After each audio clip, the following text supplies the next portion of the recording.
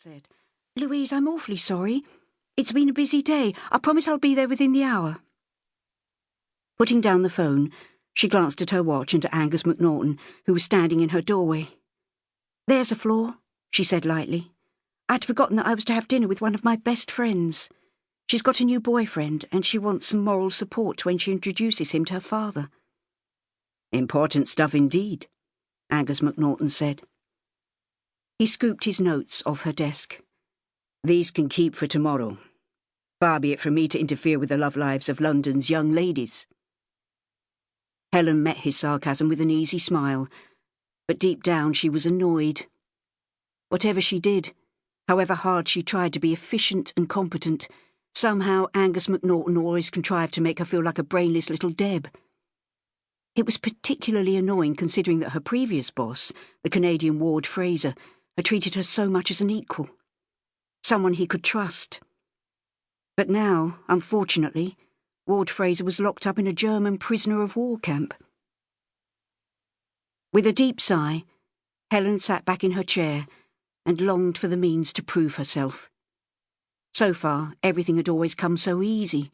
Even driving an ambulance at the beginning of the war had been surprisingly painless.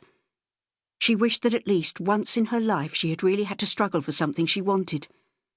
Like Ward Fraser's wife Katie had struggled to get her father's pub going again when it was bombed to rubble.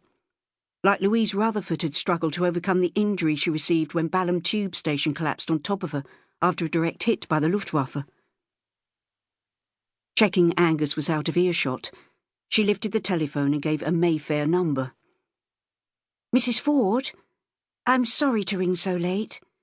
I wonder if you could ask Nancy to put out my blue Chanel dress for this evening?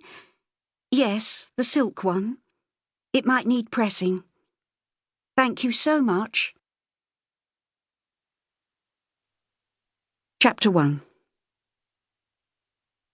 "Goodness me, is that the best you can do?"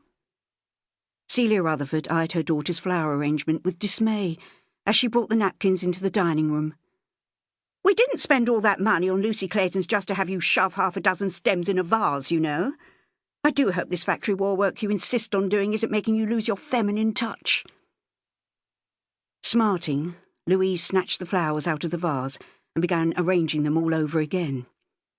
She knew her mother would tell Jack that she had done the flowers, and the only thing worse than having Jack think that all she was interested in was flower arranging was for him to notice that she had done them badly.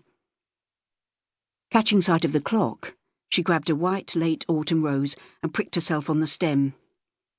Feeling ridiculously close to tears, she sucked her finger and tried to steady herself.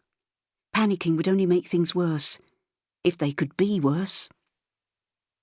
She had only met Jack 3 times, once at a private party at the Grosvenor, when she hadn't been able to dance because of her injured hip, once at the reopening of the pub in Lavender Road, where he had turned up unexpectedly and found her tipsy and sweaty from helping clear up the glasses, and once when he had taken her to the theatre to see Noel Coward's Blithe Spirit, and she'd been so tongue-tied afterwards that she couldn't think of one intelligent thing to say about the play. It wasn't a good start, which made the success of tonight so very important, because Louise had already decided that Sub-Lieutenant Jack Delmain was going to be her salvation. He didn't know it yet, of course, but all her hopes rested on him. All her hopes of getting away from the stiff, disapproving formality of her parents' house. All her hopes of making an enviably successful marriage. Jack was the perfect man for her. There was no doubt about it. Handsome, in his own way, with sandy hair, a scattering of freckles, and wonderful blue eyes crinkled at the corners from staring out at the horizon for submarines, or whatever naval officers stared at. Jack Delmain was a man any girl would be proud of. He was charming, kind, and well-spoken. Best of all, he seemed to be keen on her, really keen. Keen enough to face a dinner with her autocratic father and tweedy mother. Louise closed her eyes for a second. Thank God she'd had the brainwave of asking Helen de Burrel to come as well. Her parents approved of Helen. Being a lady helped, of course, particularly with her father. And Helen, as well as being blonde and coolly beautiful, always knew what to say.